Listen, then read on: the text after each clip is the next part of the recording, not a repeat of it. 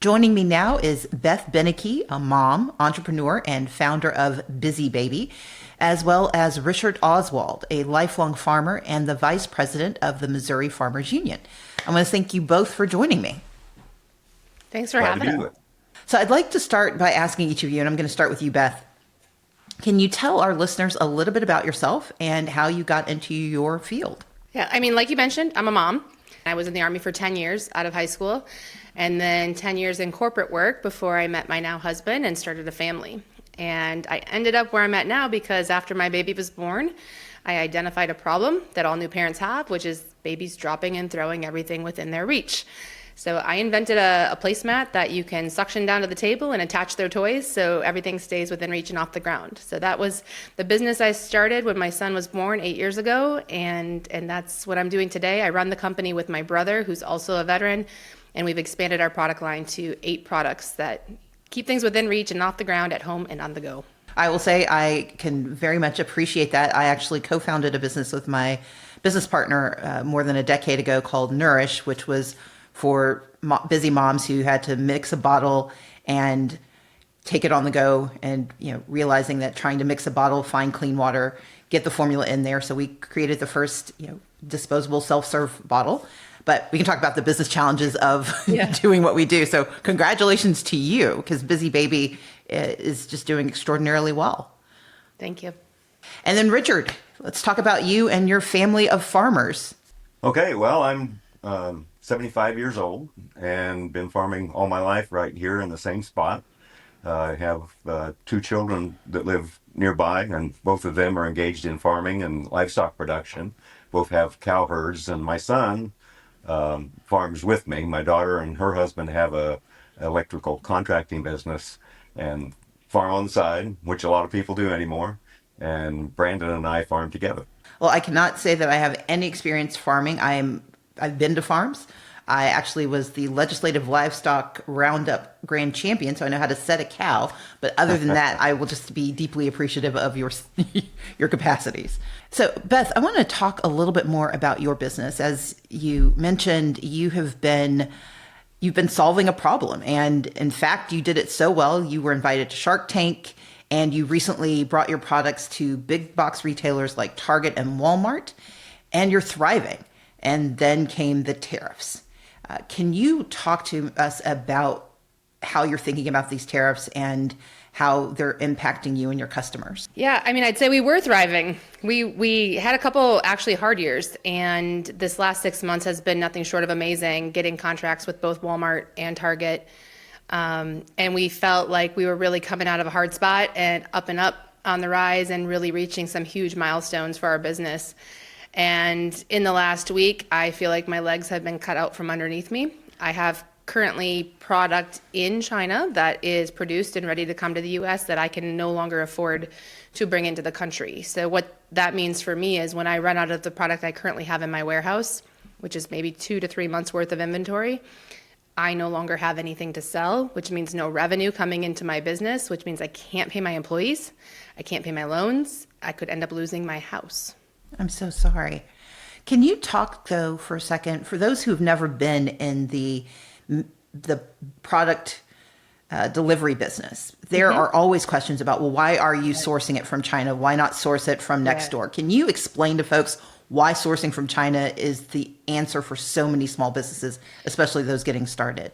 Yeah, I mean, the answer is simple. We don't have the infrastructure in the US. We don't have enough factories in the US, and because most of the resources used to do production, mine is silicone that comes from outside of the US, the factories in the US need to order quantities that are large enough to get bulk pricing, which means the people they service need to be running production runs of enough units to make it worth their time, because every minute that a production line is not running because you're switching between companies or doing small runs, they're not making money. So for them to stay in business and for their business models, they need to run as long as possible. So as a startup, inventing a product that didn't exist before, I was really unsure if people were even going to buy it. I didn't know if this was something that was even going to be something people would want.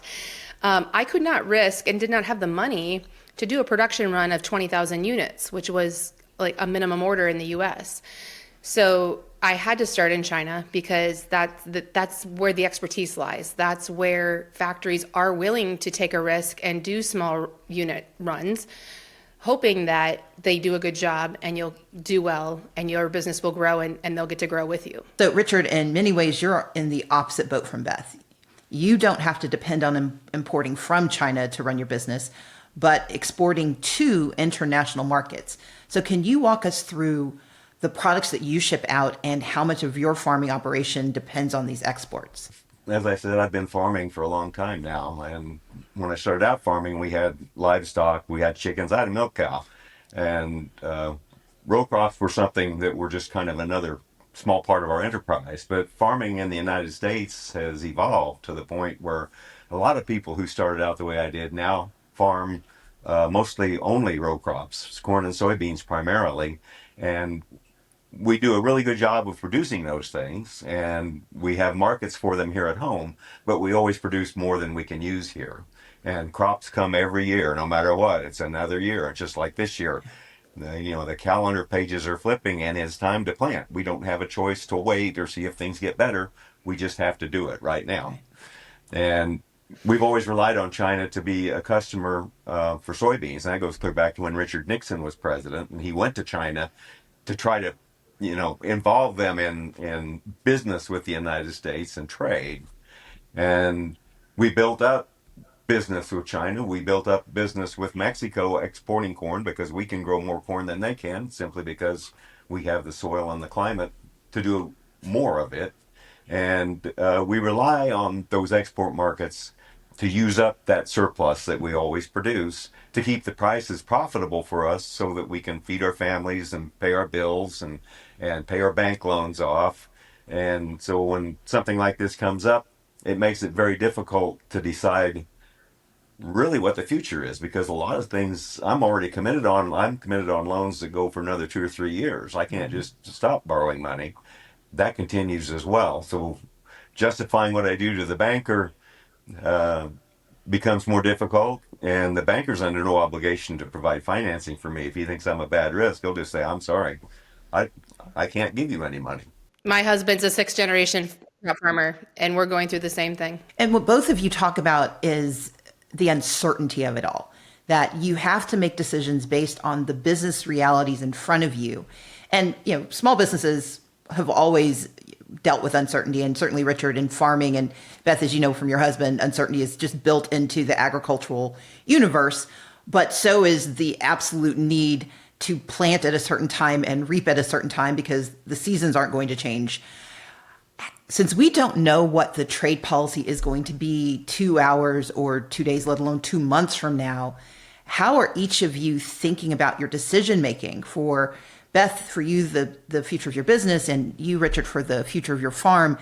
You just talked about your loans coming due and running out of product. How are you all navigating and thinking about what to do? And Beth, I'll start with you. The one thing I know is that there are babies all over the world, and maybe I can't sell to babies in America for a while because I can't handle the uncertainty. I cannot hope that this works out. I have 3 months to figure this out. So for me, I'm going to navigate it by learning how to do international distribution and find people who will distribute my products in Australia and Canada and Europe and sell to babies in other countries. And Richard? Farming is like a glacier. It moves very slowly, but it never stops moving. And so we have to keep moving.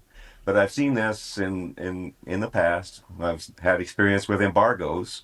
An embargo and a tariff is 2 different things, but as we're learning now that when tariffs get too high, they are the same as an embargo because your customer chooses not to buy your product, whereas with an embargo, our government says we won't sell it to you, but it's the same thing. It's surplus building, and it creates a problem with prices for us. Things get cheap, really cheap.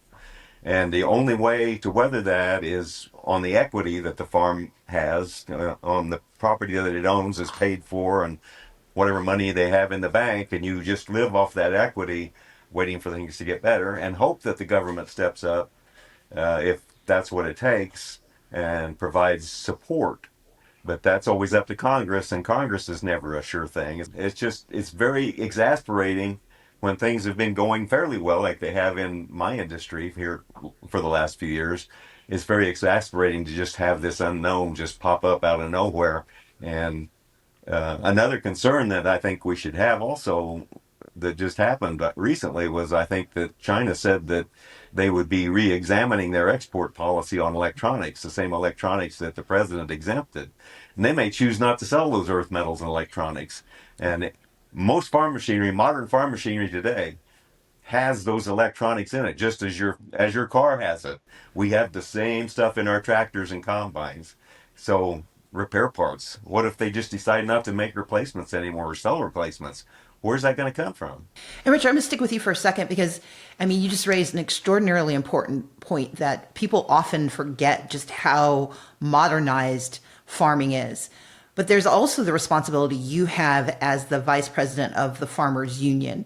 And you're talking to constituents of yours who are trying to understand the arguments that are being made by this administration, that these policies will bring benefits in the long run and that the pain they're feeling is short term. How are you having these conversations? What are you hearing from those who are in your union? Well, as you know, politics are very polarized right now. Yeah. And it's pretty hard to get back that initial responses of either I support the president or I hate the president.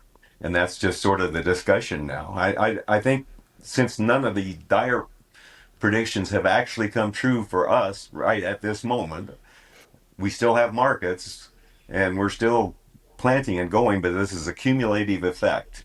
And I think as we get farther into the year and into next year, if things don't improve, if we don't have some certainty come back in and know that we can continue to do what we're doing, then I think there'll be a lot of farmers that will start to question their support of some of these policies that, as we're seeing them today. And Beth, you mentioned that your husband is a farmer, you're a small business owner. You are running what is a startup that is moving into that early stage phase of success. As I mentioned, I started a small business that did product manufacturing. We did bottled water for babies and toddlers. And one of the challenges we had was that we grew to death. We weren't able to produce our product because we produced it domestically. We hit this ceiling where we couldn't afford, to your point about the product runs, we couldn't afford to move to the automated product runs because we didn't have the money for it. And so we actually had to shut down our business over time. When I think about what you're having conversations about with your fellow small business owners and at home with your husband who's thinking about what's happening on the farming side, how do you think about the domestic production intention of this administration? Do you think it's viable, given your lived reality of trying to make things happen here? I've spent the last week of my life trying to figure out realistically how can I bring my manufacturing to the U.S. Because in the end, President Trump is our commander-in-chief, and he is setting the rules. And so if that's the goal, is to bring manufacturing to the U.S., if that's actually the goal, I'm gonna do what I can to figure that out. So I have 10,000 square feet in my building. I could start my own factory. So I did some digging. There's 8 machines I would have to buy to do that. Those machines would cost me about $350,000, except I have to buy those machines from China because that's where the expertise lies. You cannot buy these machines in the USA. So now I wonder, do I have to pay a tariff on those machines to get them here to start my factory? On top of that, we don't have the expertise. I have no idea how to operate, run, maintain these machines. And there are no people here for me to hire with this expertise because it does not yet exist here. It's going to take a long time. So then my next thought was, okay, let me find a factory in the US. Now that we've grown a little bit, maybe we can do these bigger production runs.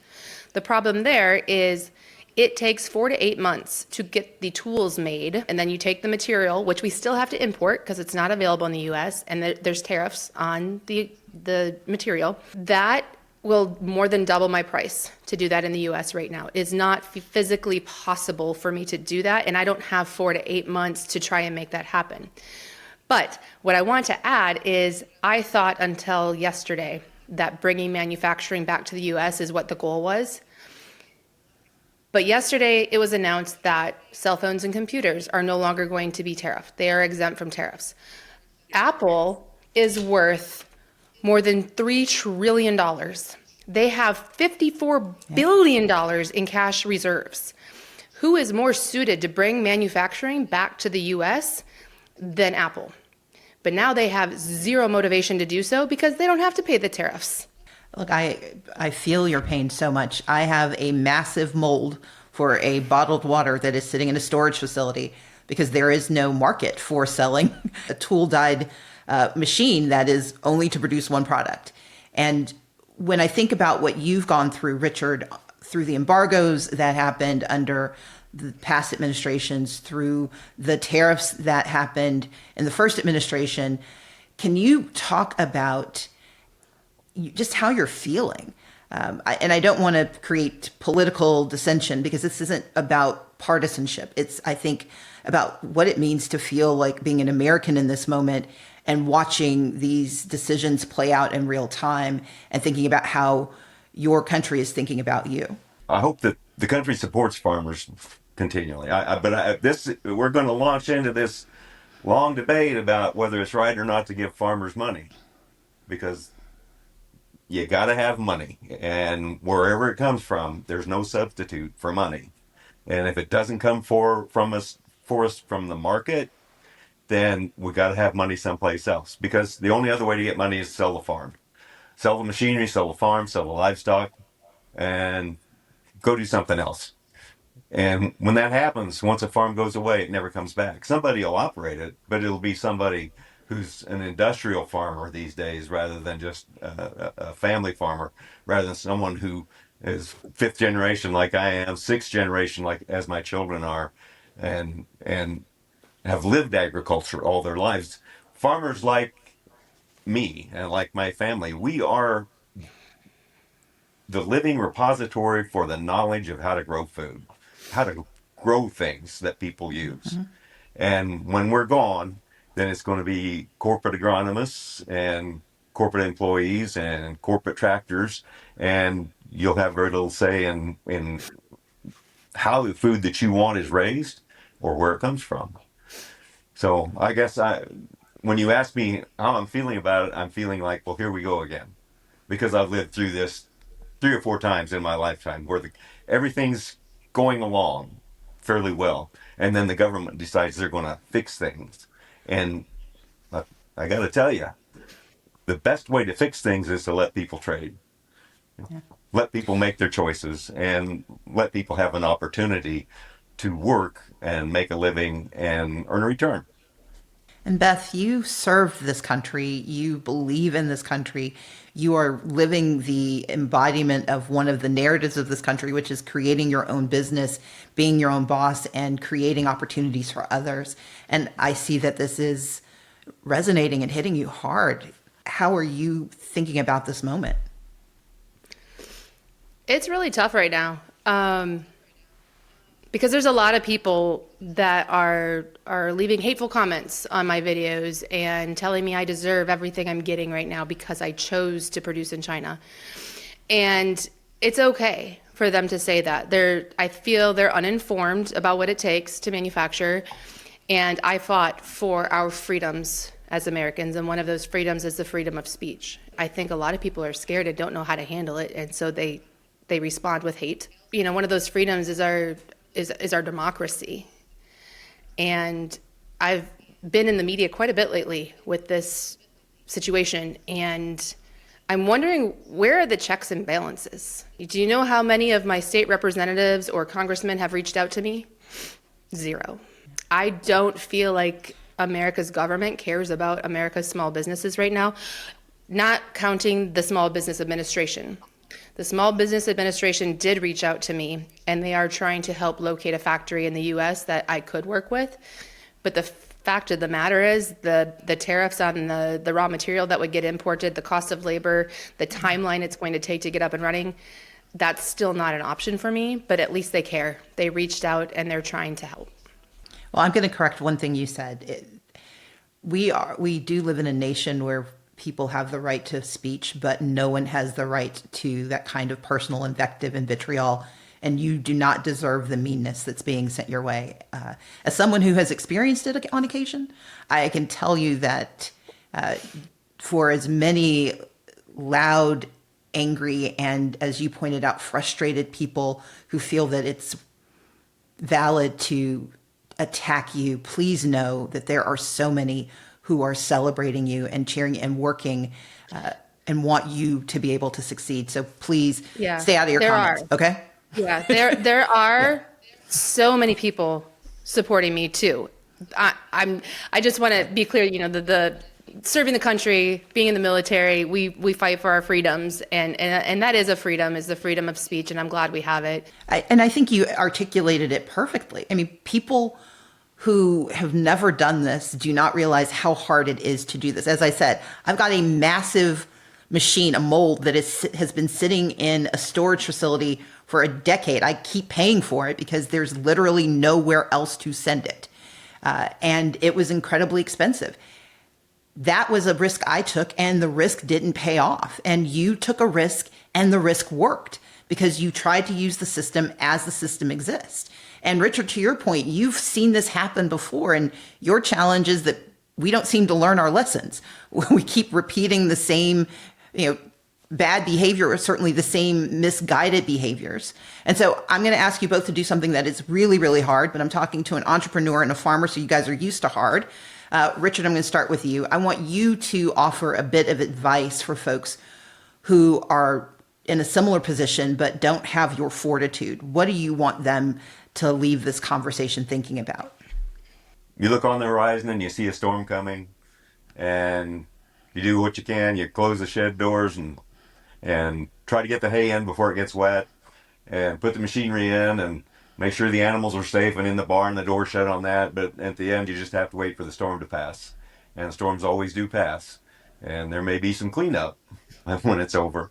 But if you just wait long enough, the earth always turns, and it's a new day, and things get better. And I understand Beth's problems to a small extent, because I am a fella who over the years has tried to think of other things I could do to make money that would be more reliable than farming when farming turned bad. And to be an entrepreneur like she is, and to actually do something like that and be successful, that's an amazing ability. And I believe that she'll weather this, and I believe that she'll come out on the other side too. You're here. Beth, your last mission. Tell people what you think they need to know as we weather this storm. Well, first of all, I want to say thank you to Richard, because I married into this farming life. So I'm kind of on both sides of this right now with the uncertainty with my husband. I mean, my two boys already know they want to be farmers too, like their dad, and I hope that they can. But when it comes to people in my position, other small business owners, and it's not just product creators like me who are manufacturing, it's the small boutique shops on Main Street that bring in their products. Those prices are going up. Those people are struggling and are worried about going out of business too. The takeaway right now, along lines with Richard, weather the storm, let's hang in there, but take care of your mental health. This is going to be a mental health crisis for so many of us. And so I just urge all of my fellow small business owners to reach out to your friends, go for a walk in nature, turn off the news from time to time, breathe, meditate, whatever you need to do to keep your mental health in check, because right now it feels really, really bad. But like Richard said, storms come, storms go, we can get through it. Well, I want to thank you, Beth. I want to thank you, Richard, not only for taking the time to be here on Assembly Required, but for your perseverance, your candor, and your willingness to weather the storms. So thank you, thank you.